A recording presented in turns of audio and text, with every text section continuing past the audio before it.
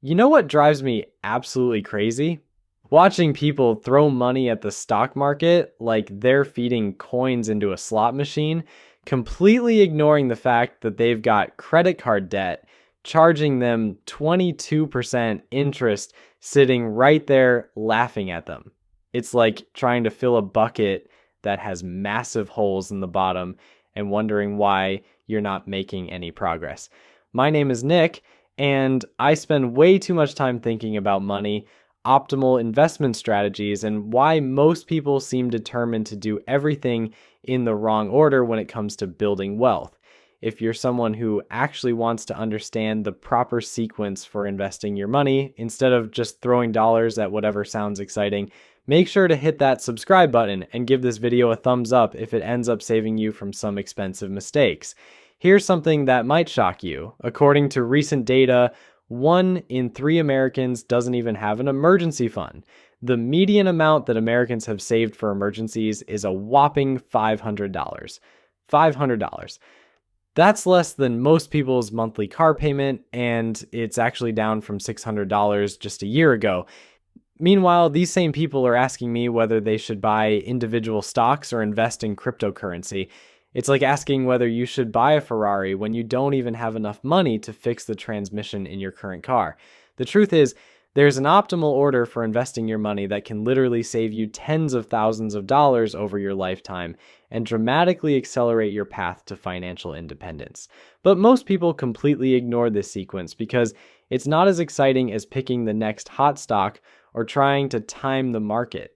They want to skip straight to the fun stuff without doing the boring foundational work that actually matters. Today, I'm going to walk you through the exact order you should be investing your money, step by step, so you can maximize your returns while minimizing your risk. And I guarantee some of this is going to surprise you, especially the part about why your employer match should come before almost everything else, and why health savings accounts might be the most powerful investment vehicle most people are completely ignoring.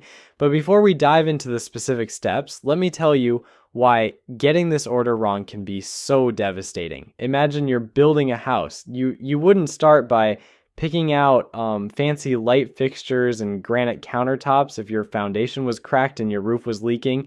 Yet that's exactly what most people do with their finances. They get excited about investing in the latest trendy ETF while carrying high interest debt that's guaranteed to destroy any gains they might make. The opportunity cost of getting this wrong is massive. Every month you delay paying off. Credit card debt that's charging you 22% interest is a month where that debt is growing faster than almost any investment you could reasonably expect to make. Every month you ignore your employer's matching contribution is literally free money you're leaving on the table, and every month you contribute to a taxable investment account before maxing out your tax-advantaged options is money you're unnecessarily handing over to the IRS. Before you invest a single dollar anywhere, you need to establish an emergency fund. Now, I know this sounds boring. I know you'd rather hear about which stocks are going to make you rich, but here's why this matters more than you think. An emergency fund isn't just about having money for unexpected expenses, though that's certainly important. It's about creating a psychological safety net that prevents you from making terrible financial decisions when life inevitably throws you a curveball. When your car breaks down or you face an unexpected medical bill, having an emergency fund means you don't have to sell your investments at the worst possible time or rack up high interest debt to cover the expense. The question everyone asks is, how much should you save for emergencies? The traditional advice is 3 to 6 months of living expenses, but honestly, that range is so broad it's almost useless. The amount you need depends on several factors. If you have a stable government job with great benefits, you might be fine with 3 months of expenses. If you're a freelancer in a volatile industry with no safety net, you might need closer to 6 months or even more. Here's what I recommend for most people. Start by saving your first $1,000 as quickly as possible. This covers most minor emergencies and gives you that psychological safety net. Then work toward 1 month of living expenses. Once you hit that milestone, keep building until you reach 3 months of expenses. This approach breaks down what can feel like an overwhelming goal into manageable chunks. But here's something interesting that most people don't realize. Recent research from Vanguard found that people with at least $2,000 in emergency savings had financial well-being scores that were 21% higher than those without any emergency fund. That was the largest boost linked to any financial factor they measured. $2,000 isn't life-changing money, but the psychological impact of having that buffer is enormous. Once you've got your emergency fund in place, the next step is absolutely critical. You need to eliminate all high-interest debt before you invest anything else. And when I say high-interest debt, I'm talking about anything charging you more than about 8% annually, though the threshold can vary depending on current market conditions. Credit card debt is the obvious villain here. With average interest rates over 22%, credit card debt is financial cancer. It grows faster than almost any reasonable investment return you could expect, which means carrying credit card debt while investing is like trying to run a marathon with a backpack full of rocks. Mathematically, paying off debt with a guaranteed high interest rate provides a guaranteed return equal to that interest rate, which is often higher than what you can reasonably expect from the stock market after taxes. Let me put this in perspective. If you have $5,000 in credit card debt at 22% interest and you make only minimum payments, you'll pay nearly $2,800 in interest over 5 years. That's money that could have been working for you instead of against you. Every dollar you use to pay down that debt is essentially earning you a guaranteed 22% return, which is better than Warren Buffett's long-term average. The strategy for paying off debt efficiently is straightforward. List all your debts with their interest rates and minimum payments. Pay the minimums on everything, then throw every extra dollar at the debt with the highest interest rate. This is called the debt avalanche method, and it saves you the most money mathematically. Some people prefer the debt snowball method, where you pay off the smallest balances first for psychological motivation, but the avalanche method is more efficient. Here's where it gets interesting though. There's one major exception to the rule about paying off debt before investing, and it's so important that it actually becomes the next step in our optimal investment order. If your employer offers matching contributions to your retirement plan, you should contribute enough to get the full match even before you finish paying off high interest debt. This might seem counterintuitive, but the math is compelling. Employer matching is essentially a guaranteed 100% return on your investment up to the match limit. Even if you're carrying credit card debt at 22%, getting a 100% immediate return usually makes sense. It's like finding money lying on the ground that your employer will double if you pick it up. Here's a typical example. Your employer might match 50 cents on the dollar up to 6% of your salary. If you earn $50,000 annually, contributing $3,000 to get the full $1,500 match represents a 50% immediate return, plus whatever your investments earn over time. No other investment opportunity can guarantee that kind of return. The key is to contribute just enough to get the full match, then redirect all your extra money back to paying off high interest debt. Once the debt is gone, you can increase your retirement contributions. This strategy maximizes your guaranteed returns while minimizing the time you're paying high interest rates. There's one important caveat to consider with employer matching though. Some companies have vesting schedules that determine how long you need to stay with the company to keep the matching funds. If you don't plan to stay at your current job for very long, make sure you understand the vesting schedule. However, even with vesting requirements, the immediate return from employer matching usually makes it worthwhile. This foundation of an emergency fund, debt elimination, and employer matching creates the bedrock of your financial house. Without these pieces in place, everything else you do with investing is essentially building on quicksand. Once you've got those foundational pieces locked down, we move into what I call the tax optimization zone, and this is where things get really interesting. Most people completely mess this up because they get distracted by shiny objects and skip right to taxable investment accounts when they should be maximizing every tax-advantaged option available to them first. Now, we get to maximizing your individual retirement account, and here's why. This comes before putting more money into your employer's 401k. Your IRA gives you far more control over your investment choices and typically comes with much lower fees than most employer plans. Corporate 401k plans are notorious for offering a limited menu of expensive mutual funds with management fees that can eat into your returns like termites in a wooden house. With an IRA, you can invest in low-cost index funds and ETFs that charge fees of just a few basis points instead of the 1 to 2% fees common in many 401k plans. That might not sound like much, but over decades, those fee differences can cost you tens of thousands of dollars. It's the difference between keeping your money and slowly feeding it to fund managers who drive nicer cars than you do. For 2025, you can contribute up to $7,000 to an IRA, or $8,000 if you're 50 or older. The catch-up contribution is like a participation trophy for getting old, except this one actually helps you retire comfortably. Once you've maxed out your IRA contributions, then you can go back to your employer's 401k and start contributing beyond the match.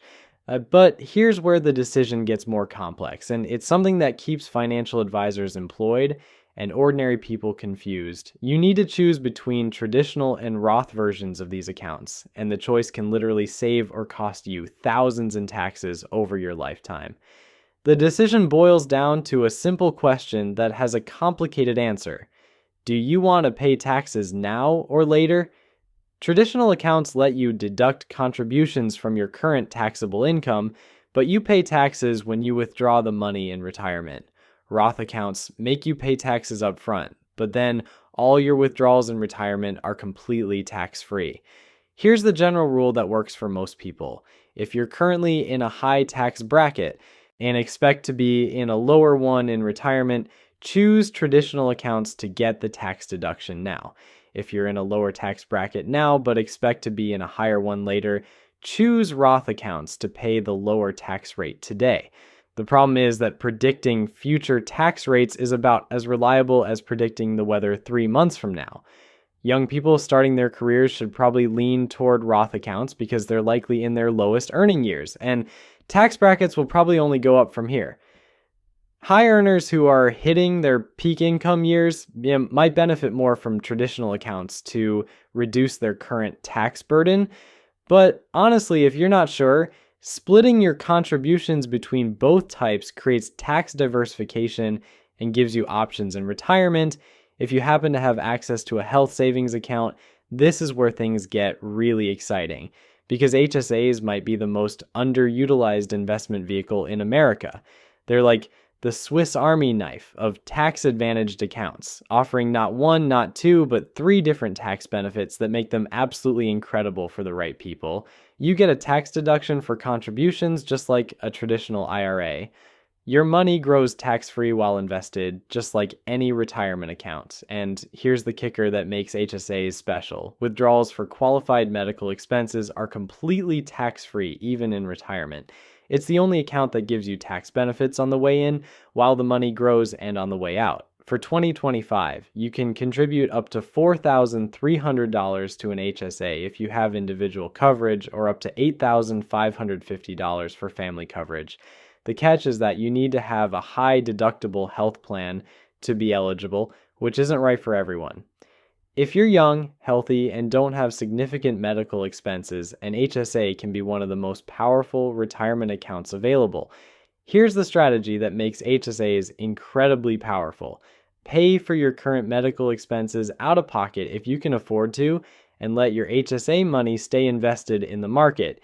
Keep all your medical receipts because there's no time limit on when you can reimburse yourself for qualified expenses. You could pay for a doctor visit today, keep the receipt, and reimburse yourself from your HSA 20 years from now, tax-free.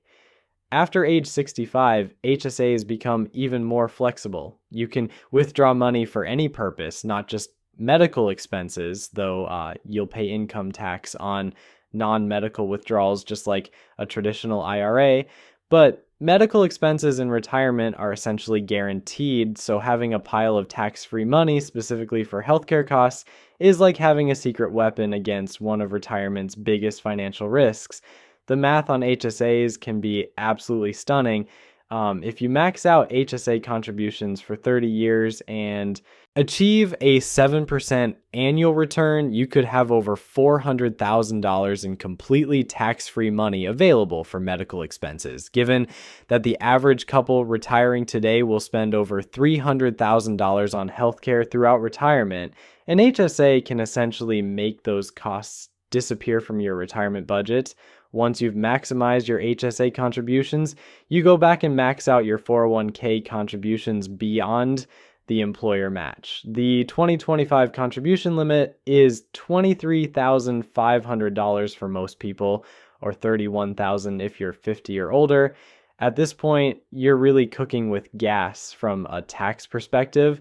Between your IRA, HSA, and 401k, you could potentially shelter over $35,000 annually from current taxation if you're under 50, or even more if you're eligible for catch-up contributions. That's serious money that gets to compound without the IRS taking their cut every year. Here's something that might surprise you about this whole process. Most people never get past this point. The average American saves about 6% of their income, which usually isn't enough to max out even their employer match and IRA contributions, let alone everything else.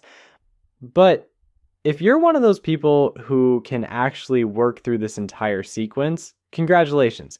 You're already in the top 5% of savers in America, and you're setting yourself up for a retirement that most people can only dream about. The beautiful thing about following this optimal order is that each step builds on the previous ones, creating a financial foundation that gets stronger over time.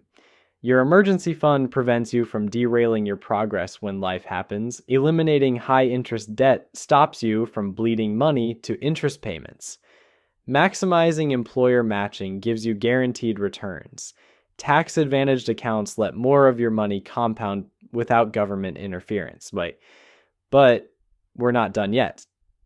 Once you've worked through all these tax-advantaged options, that's when we finally get to the step that most people want to start with, taxable investment accounts. And there's a very specific strategy for how to approach this final step that can make the difference between building serious wealth and just having a hobby that occasionally makes money.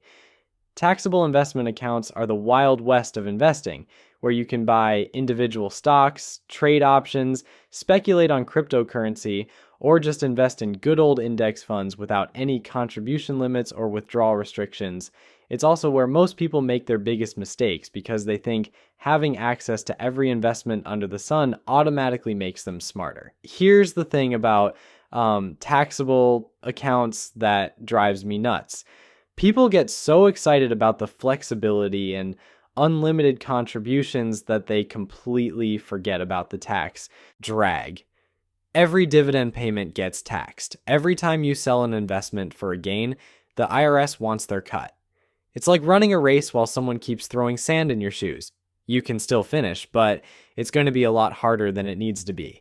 The tax efficiency of keeping money in retirement accounts versus taxable accounts can be absolutely staggering over time.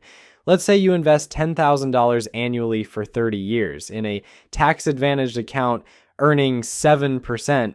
You end up with about $944,000 in a taxable account with the same return, but paying taxes on dividends and capital gains along the way.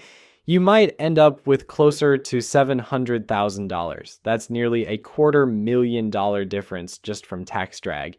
But here's where taxable accounts become valuable once you've maximized everything else. They offer complete flexibility.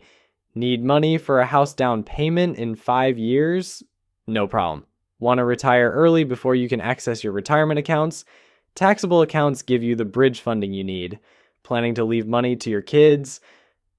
Taxable accounts get a step up in basis when you die, which can eliminate capital gains taxes entirely. So there you have it. The optimal order for investing your money that most people completely ignore in their rush to get rich quick. Emergency fund, high interest debt, employer match, IRA, HSA, max out that 401k, then finally taxable accounts.